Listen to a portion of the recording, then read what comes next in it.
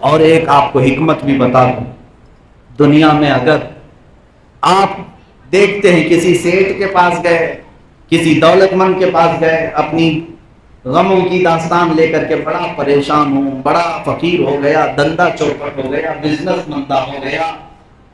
کسی سیاسی آدمی کے پاس گئے، اس کے در کی ٹھوکریں کھائے، کسی نے ہو سکتا ہے 4-5 روپے پکڑا بھی دیے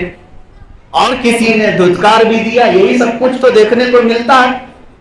لیکن جو دربار مصطفیٰ میں آیا، میرے آقا صلی اللہ تعالیٰ علیہ وسلم کو حاضر و ناظر جان کر ان کی بارگاہ میں شکایت کیا،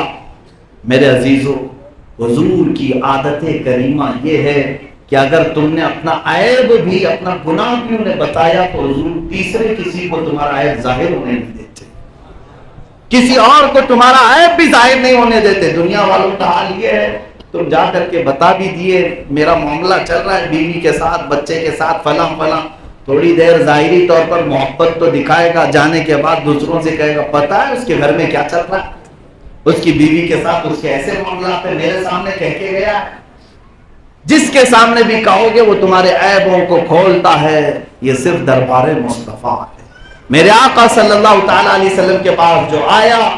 حضور پاک صلی اللہ علیہ وسلم نے اس کی فریاد رسی بھی کی اور اس کے عیبوں کو بھی چھپایا۔ اسی لیے ایک ہی دروازے کی طرف آج ہمیں رخ کرنا چاہیے، جس کی طرف امام اہل سنت نے ہمیں یوں بتایا تھا، حضور کو حاضر و ناظر جان کر کے یوں کہو یا رسول اللہ، بد ہیں تو آپ کے، بھلے ہیں تو آپ کے، بد ہیں تو آپ کے، بھلے ہیں تو آپ کے، ٹکڑوں پہ یہیں کے پلے ہیں، رخ کدھر کریں، تجھ سے جو منہ چھپائیں تو کریں کس کے سامنے، کیا اور کسی سے توقع نظر کی ہے، یا رسول اللہ تیرے ٹکڑوں پہ پلے، غیر کی ٹھوکر پہ نہ ڈال، جھڑکیاں کھائیں کہاں چھوڑ کے صدقہ دے۔ یہ اسی بات پر قائم رہو اے سنی مسلمانوں، در مصطفیٰ ہے جو تمہیں عزت بھی دیتا ہے اور تمہیں بلندی پر بھی لے جاتا ہے۔ اقبال نے کیا ہی بہتر کہا تھا، ساری دنیا کا سفر کر کے تھک کر آ کر اپنی قوم سے کہا، تمہاری عزت کا راز، تمہاری ترقی کا راز صرف ایک ہی ہے کہ محمد سے وفا تو نے، ہم تیرے۔ یہ کتنا بہترین میسج تھا اقبال کی طرف سے، کہ محمد سے وفا تو نے تو ہم تیرے۔ یہ اللہ تعالیٰ کی فرمان کا ترجمان ہے۔ اللہ نے جو آیت میں فرمایا اس کی ترجمانی کرتے ہوئے اقبال یہ کہہ رہا ہے کہ محمد سے وفا تو ہم تیرے ہیں، یہ جہاں چیز ہے کیا لوح و قلم تیرے ہیں۔ تم اگر مصطفیٰ کے ہو گئے تو کائنات تمہارے غلامی میں دے دی جائے گی، لوگوں کے دل تمہاری طرف موڑ دیے جائیں گے۔ عزیزان گرامی وقار، ہمیں آج بھی یہ چیز دیکھنے کو ملتی ہے،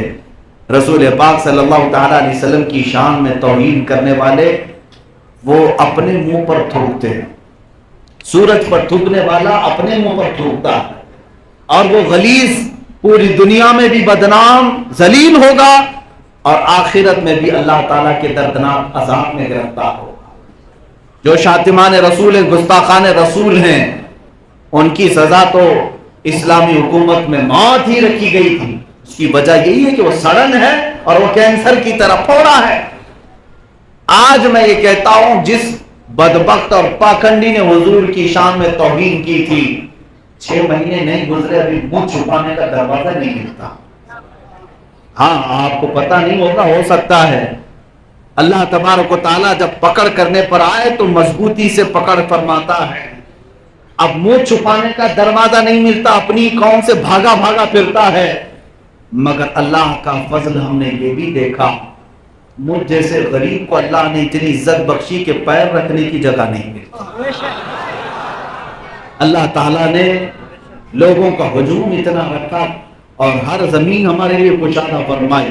پھر دنیا میں ہمیں یہ احساس ہو گیا کہ جو رسول پاک کی بات کرے گا سمندر بھی اس کے لیے راستہ دے ہی دے گا، پہاڑ بھی اپنا مسکن اسے دے ہی دیں گے، جنگلات کے درندے بھی اس کے فرمان بردار ہو ہی جائیں گے۔ دنیا میں اگر چند مشقتیں آتی ہیں تو یہ آزمائش ہے اور یہ امتحان ہے، اور اس کے بعد پھر تمہارا مقام ہی بلند